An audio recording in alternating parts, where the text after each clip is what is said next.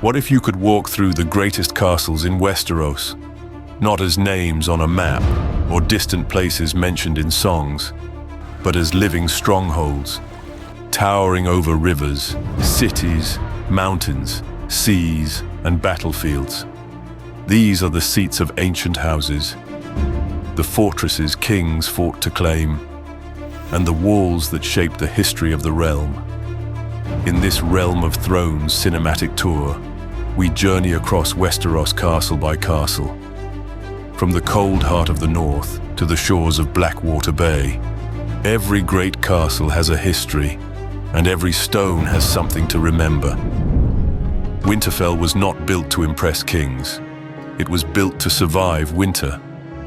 For thousands of years, House Stark ruled the north from behind its ancient walls, in a castle said to have been raised by Bran the Builder himself during the Age of Heroes. The same legendary figure was said to have helped build the Wall and even Storm's End, tying Winterfell to the oldest stories of Westeros. It stands along the King's Road, more than 1,000 miles from King's Landing, a grey fortress watching over a cold and unforgiving land. Within its walls lies a godswood, a reminder that the North still keeps faith with older gods than those worshipped in the South. Beneath Winterfell stretch the crypts, where Stark kings and lords sleep in darkness with stone wolves at their feet. Hot springs beneath the castle warm the stone even during the cruelest winters, making Winterfell a refuge against the cold.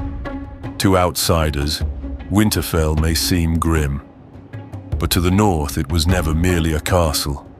It was home. Dragonstone does not feel like the rest of Westeros. It is older, stranger, and darker, a fortress shaped by Valyrian hands, crowned with dragons of stone, and surrounded by the restless waters of the narrow sea. Long before Aegon's conquest, it was the westernmost outpost of the Valyrian Freehold, a lonely stronghold at the edge of an empire that once dominated much of the known world. The island held no great wealth in gold or jewels. Its value was stranger than that. Beneath its black stone lay vast stores of dragonglass, and upon its shores stood a fortress unlike anything the Andals or First Men had ever built. When the Doom destroyed Valyria, Dragonstone became the refuge of House Targaryen, leaving them as the last surviving dragonlords in the world. From this island, Aegon launched the conquest that would unite 6 of the 7 kingdoms. Afterward, Dragonstone became the seat of the Crown Prince. It was not the richest castle in Westeros, but it carried the last breath of Valyria. King's Landing is not a castle, but no story of Westeros can ignore it. It is the capital of the 7 kingdoms, the largest city in the realm, and the place where power gathers like smoke. Located where the Blackwater Rush flows into Blackwater Bay, the city rose from the very place where Aegon the Conqueror first landed from Dragonstone. At first, there was only a small wooden fort on a hill, the Aegon Fort, built as Aegon's first seat during his conquest. But after victory, that landing place became the heart of a new kingdom, and the city grew rapidly around it. By the time of Robert's Rebellion, nearly 500,000 people lived within its walls. The wealthy enjoyed warmth, luxury, and influence. The poor crowded into places like Flea Bottom, where hunger and crime were as common as dust. And rising above the city stood the Sept of Baelor, the great holy seat of the faith, where kings were mourned, vows were sworn, and the people of the capital gathered beneath the eyes of the 7. King's Landing was where kings were crowned, where faith held power, and where kingdoms bled. The Red Keep is the heart of royal power in Westeros. Rising over King's Landing from the edge of Blackwater Bay, it serves as palace, fortress, court, and prison all at once. Within its walls, kings ruled, councils whispered, traitors begged, and the Iron Throne cast its shadow over the realm. But the Red Keep did not come first. Before it stood the Aegon Fort, the simple wooden stronghold Aegon the Conqueror used after landing from Dragonstone. Only later did the Targaryens tear that first fort down and begin construction on a greater royal seat, one worthy of the kingdom they had forged. It took 3 reigns to complete, beginning with Aegon and ending with Maegor the Cruel. And when Maegor finished the work, he had the builders killed, so only the Targaryens would know the hidden passages within its walls. The Red Keep was not just built for rule, it was built for secrecy, for control, and for fear. Harrenhal was built to be the greatest castle in Westeros, and perhaps that was its curse. Raised on the northern shore of the God's Eye, it took 3 generations to complete. The Ironborn kings who built it ruled the Riverlands with cruelty, breaking the backs of the river lords and their people in forced labor. Every tower, wall, and hall was meant to serve as a monument to domination. Some claimed Harren the Black even mixed blood into the mortar. When the castle was finished, Harren believed no army in the world could take it. Its walls were too vast, its towers too immense, its defenses too strong. He was right. No army could. But Aegon Targaryen did not bring only an army, he brought Balerion the Black Dread. Dragonfire blasted Harrenhal's towers, roasting Harren and his sons alive within their own walls. After that, house after house took the castle, and house after house died out. Harrenhal still stands, too large to fill, too ruined to restore, too cursed to love. Storm's End was built in defiance of the gods.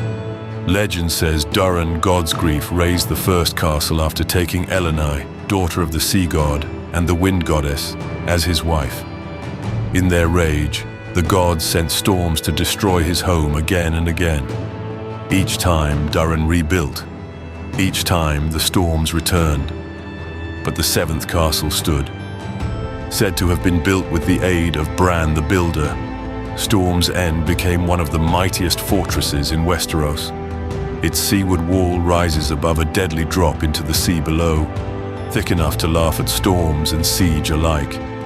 Some even claim spells were woven into its walls to keep darker powers from passing through. For thousands of years, Storm Kings ruled from here.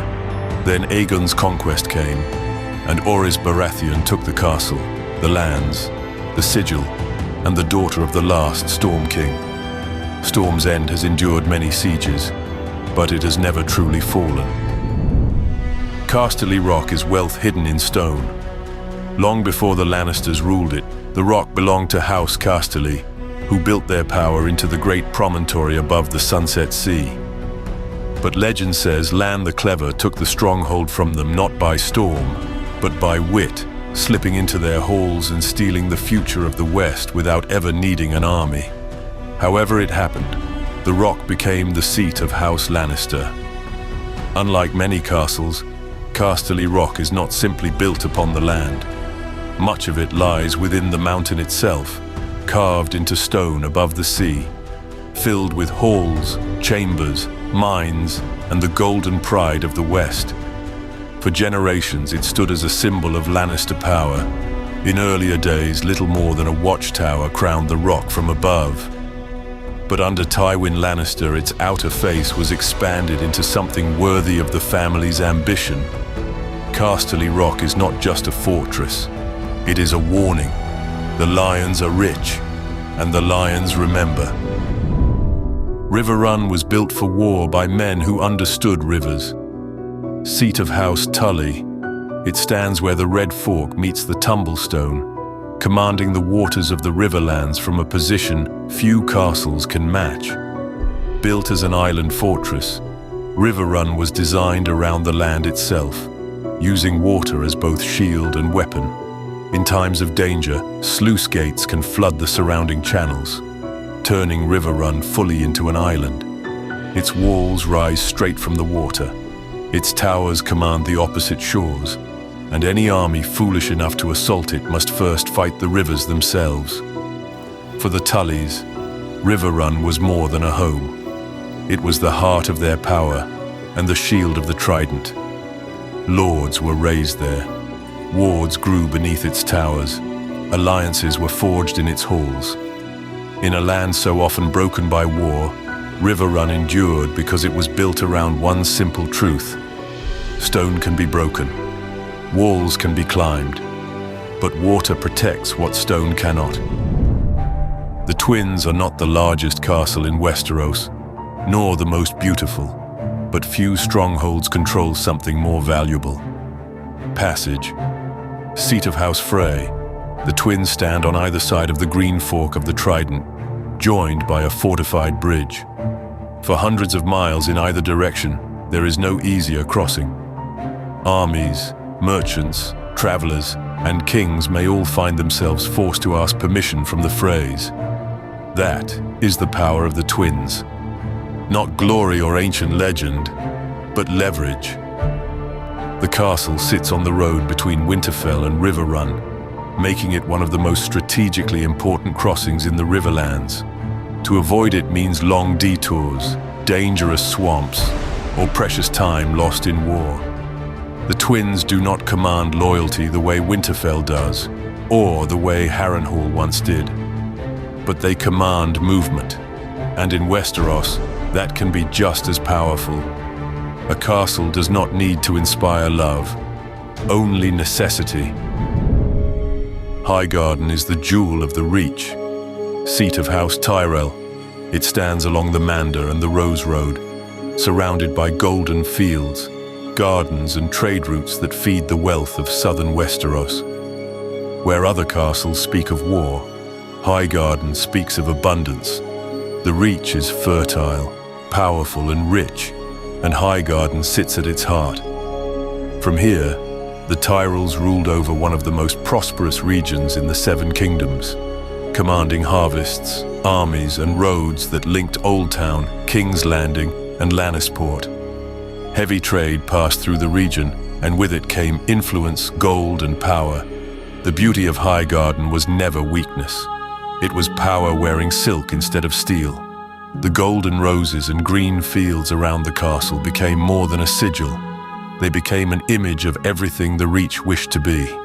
Graceful, fertile, wealthy, and impossible to ignore. In Westeros, power does not always come from fear.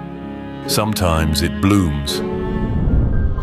Castle Black is not a lord's seat. It has no royal court, no great feasting hall of southern luxury, and no family dynasty ruling from its towers. It is colder than that, darker, lonelier. Castle Black is the heart of the Night's Watch, standing at the center of the wall, where the King's Road finally ends and the world of men gives way to the haunted forests beyond. Once, 19 castles guarded the wall, but as the watch declined, 16 were abandoned, left empty along the ice. Castle Black endured. It was one of the last manned strongholds of a forgotten order, a place where thieves, knights, bastards, and broken men came to speak vows that bound them for life. It has a sept, but no gods would. Those who worship the old gods must travel beyond the wall to take their vows before a heart tree. That alone tells the truth of the place. Castle Black was never built for comfort.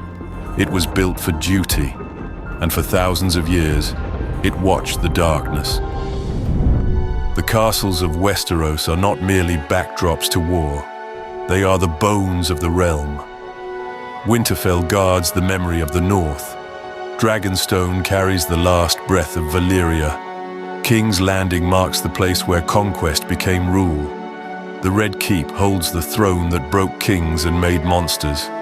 Harrenhal warns what happens when pride challenges dragons. Storm's End defies gods. Riverrun commands rivers. Casterly Rock guards gold. Highgarden blooms with power. The Twins control the road, and Castle Black watches the end of the world. Every great house has a seat. Every seat has a story, and every story is etched in stone.